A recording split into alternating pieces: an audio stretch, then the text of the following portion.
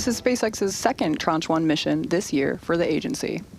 The Falcon 9 rocket on your screen is currently awaiting liftoff from Space Launch Complex 4 East, or SLC-4E, at Vandenberg Space Force Base in California in just about 8 minutes from now. Hello everyone, my name is Corey Brundle and I am a senior software engineer here at SpaceX. Today we are delivering to orbit 21 satellites provided by Lockheed Martin for the data transport layer of the proliferated warfighter space architecture. The data transport function delivers tactical data to warfighters wherever they are in the world. These 21 satellites are the second of 10 satellite planes that make up the first tranche of warfighter capability. When fully deployed, Tranche 1 will consist of 154 operational space vehicles plus 4 missile defense demonstration space vehicles. Both the range and vehicle are currently green, and we are on track for an on-time liftoff at 4:06 p.m. Pacific Time. Weather is continuing to look good for today's launch, with a 20% possibility of launch weather constraints. Now, if needed, a backup opportunity is available tomorrow, starting at 3:57 p.m. Pacific Time. As a note, we will not be showing any Stage 2 or payload deployment views at the request of our customer.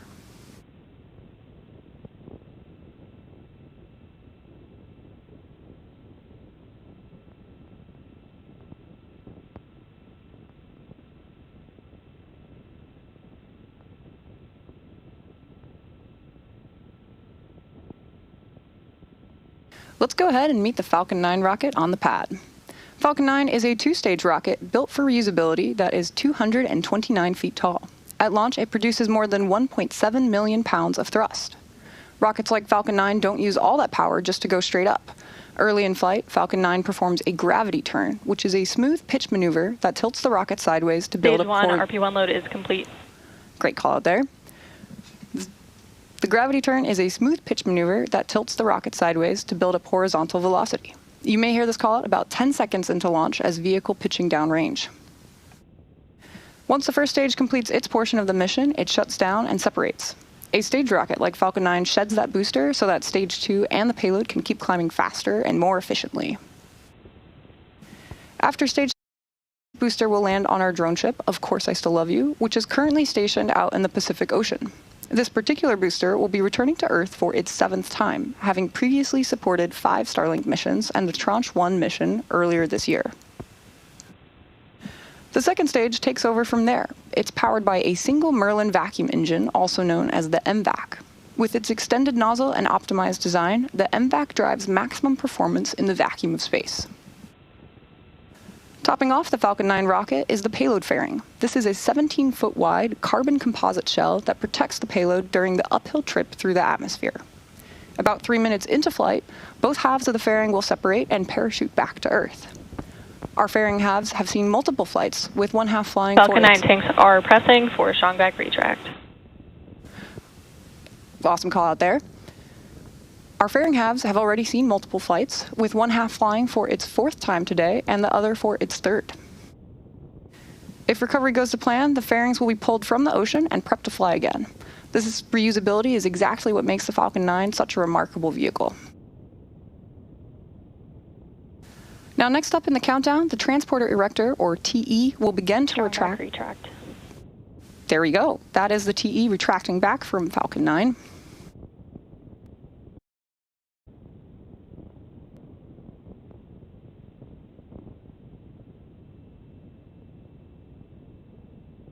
The TE is the large truss structure you see standing next to the rocket. It's hinged at the base and connected to the launch mount beneath the first stage. First, the clamps around the second stage open, then the TE begins to pivot back, slowly pivoting away from the rocket. It should reach full recline by T-minus 2 minutes and 50 seconds. There we see that retraction.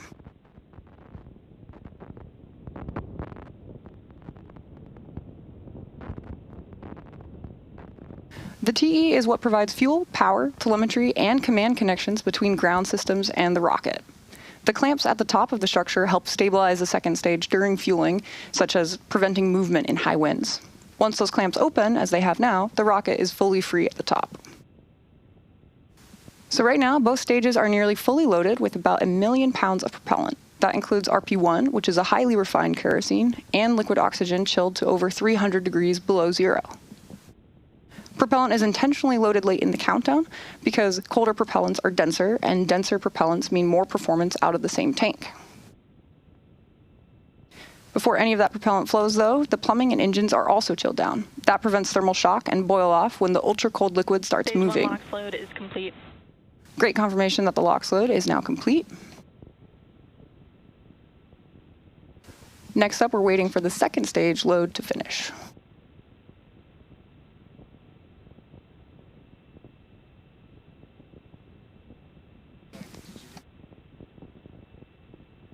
At T-minus 60 seconds, Falcon 9 will enter startup, and at that point, the rocket's onboard flight computers take over. From here on, the countdown is fully autonomous. Then at just inside of T-minus 2 seconds, the 9 Merlin 1D engines will ignite. Once they're at full power, Falcon 9 will lift off the pad and begin its climb to orbit. So we're coming up on that stage 2 LOX load completion in just about 10 seconds from now.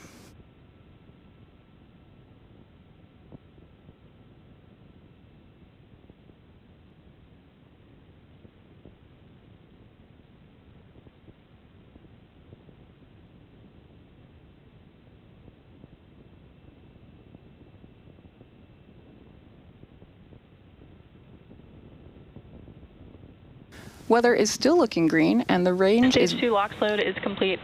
There's that LOX load completion. Weather is currently looking green, and the range is ready to support our T0 of 4:06 p.m. Pacific time.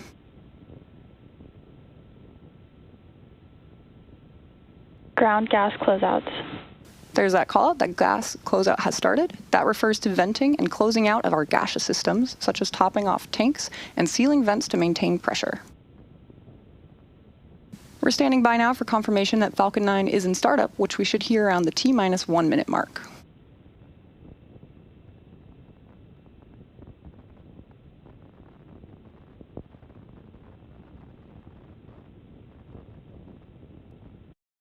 Falcon 9 is in startup. So there we go. At this point, the autonomous flight computers have taken over the launch countdown, and stages 1 and 2 are pressurizing for launch. This is the mission director. Go for launch. And there we heard the mission director give the final go for launch. So let's sit back and listen in for the final countdown.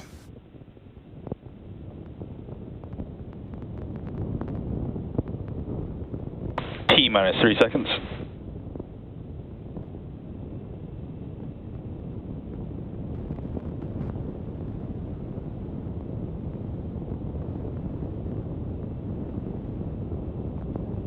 T-minus 15 seconds. T-minus 10, 9, 8, 7, 6, 5, 4, 3, 2, 1. Ignition. And liftoff of Falcon 9. Go SpaceX, go SDA.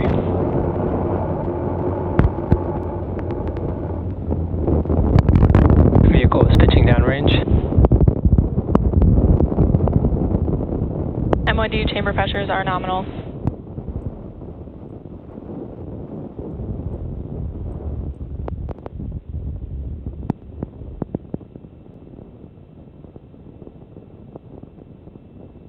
At T plus 30 seconds and counting, Falcon 9 has successfully lifted off from SLC-4E at Vandenberg Space Force Base in California.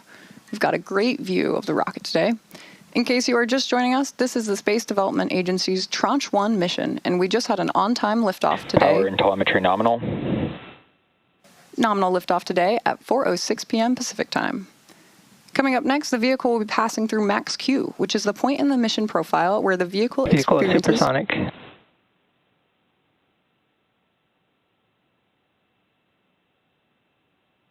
Max Q is the point in the mission profile where the vehicle experiences the greatest amount of aerodynamic pressure. Max Q. Falcon 9 has now passed through that period of max Q. So coming up next, we'll have several events happening in quick succession, starting with MECO, then stage separation, then SES-1. Main engine cutoff, or MECO, is where all 9 Merlin 1D engines shut down to slow the vehicle down in preparation for stage separation, which is where the first stage separates from the second stage. Following this, the MVAC engine on the second stage will light, which is called out as second engine start, or SES-1. This engine burn will last for several minutes and propel the second stage and the payload to orbit. In addition to these major events, the fairing halves will separate about 30 seconds after SES-1. And, as a reminder, we will not have any views of Falcon 9's second stage or the payload today at the request of our customer.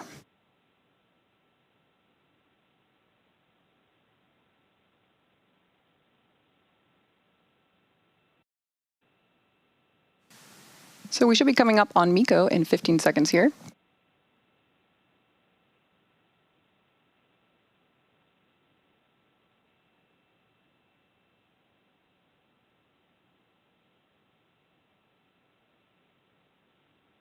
MECO. Stage separation confirmed.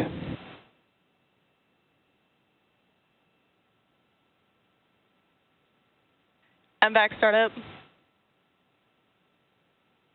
And there's that series of back-to-back callouts there, which again were MECO, stage separation, and SES-1. Coming up shortly, we should hear a callout for fairing separation, but as a reminder, we will not be showing it on screen today. Both payload fairing halves supporting today's mission are also flight-proven, with one half flying for its 4th time today and the other for its 3rd. As a reminder, today we are delivering to orbit 21 satellites provided by Lockheed Martin.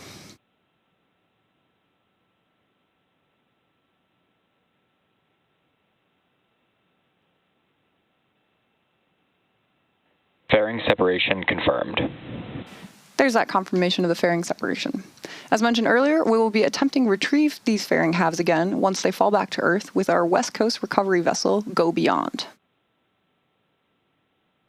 Today is SpaceX's 2nd Tranche 1 mission this year for the Space Development Agency. Our first Tranche 1 mission successfully launched on Wednesday, September 10th at 7:12 a.m. Pacific Time from Space Launch Complex 4 East, which is the same launch complex we use today at Vandenberg Space Force Base.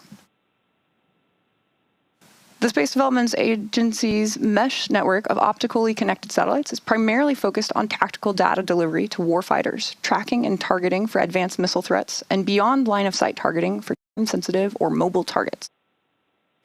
We're currently just over 4 minutes and 10 seconds in today's mission.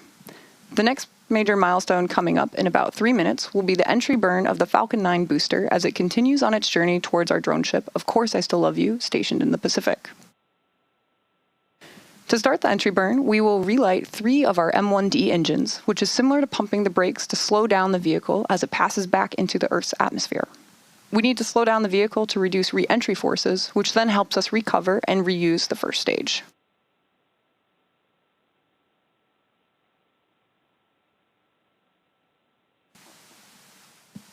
If you're just joining us today, we are delivering to orbit 21 satellites provided by Lockheed Martin for the data transport layer of the proliferated warfighter space architecture. The data transport function delivers tactical data to warfighters wherever they are in the world. These 21 satellites are the second of 10 satellite planes that make up the first tranche of warfighter capability. The Tranche 1 constellation serves as the initial warfighting capability for the proliferated warfighter space architecture and provides regional, persistent access to warfighters on land, at sea, and in the air for communications supporting advanced missile warning and missile tracking and beyond line-of-sight targeting.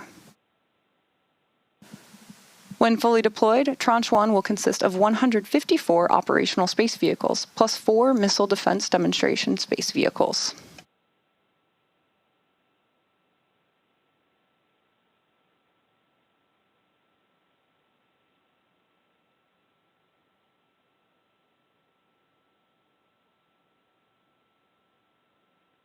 Coming up next, we'll have the pre-entry burn, followed by the landing burn. At this point, we're about 30 seconds away from the beginning of the entry burn, and you should be able to see the graphics on the bottom of your screen light up as the engines do.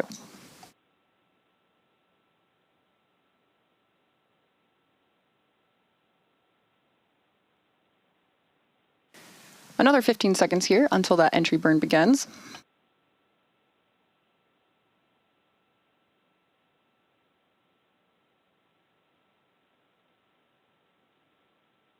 Stage 1 FTS has safed. Nice call out there. Stage 1 entry burn startup. And there's the call out for the entry burn starting up on the Falcon 9 first stage. This burn is set to last about 25 seconds and again is slowing down the vehicle in preparation for its final burn and landing.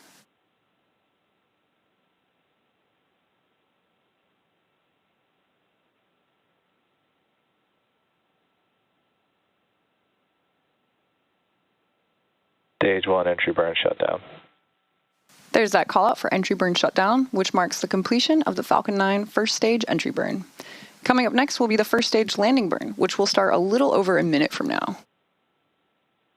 The Merlins on the Falcon first stage are optimized for sea level, and these achieve 190,000 pounds of thrust each during ascent and descent. At liftoff, Falcon's first stage has thrust greater than 5 747 airplanes at full power. The single MVAC engine on the second stage has a much wider nozzle and is optimized to operate in space, producing over 220,000 pounds of thrust in vacuum.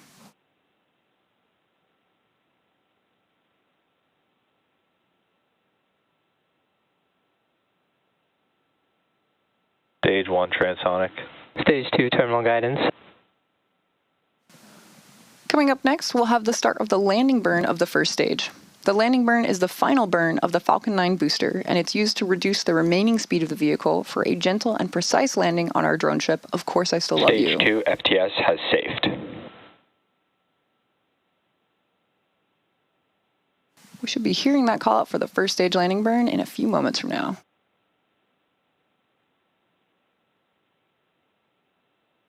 Stage 1 landing burn. And there's that call out. This is the final burn that this booster will see before landing.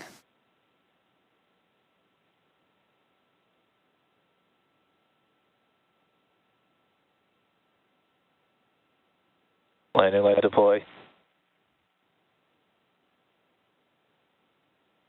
I'm back shutdown. Stage 1 landing confirmed. Some awesome views there of the grid fins on our way down. And that marks another successful landing of our Falcon 9 rocket. This is the 7th launch. Nominal orbit insertion. This is the 7th launch and landing for this first stage. Now, as a reminder, we will not be showing any Stage 2 or deployment views at the request of our customer. So with the successful landing of our Falcon 9 booster, we'll be bringing our webcast to a close. We'd like to thank the Space Development Agency for entrusting us with today's mission, and we'd also like to thank the Range and FAA for their support. If you're interested in more launch coverage, be sure to check out spacex.com/launches and follow @SpaceX on X for the most up-to-date information. When you're on our website, check out the departures board featuring our upcoming launches and all the relevant details you'll need to join us next time. Thanks for tuning in, and we'll see you again soon.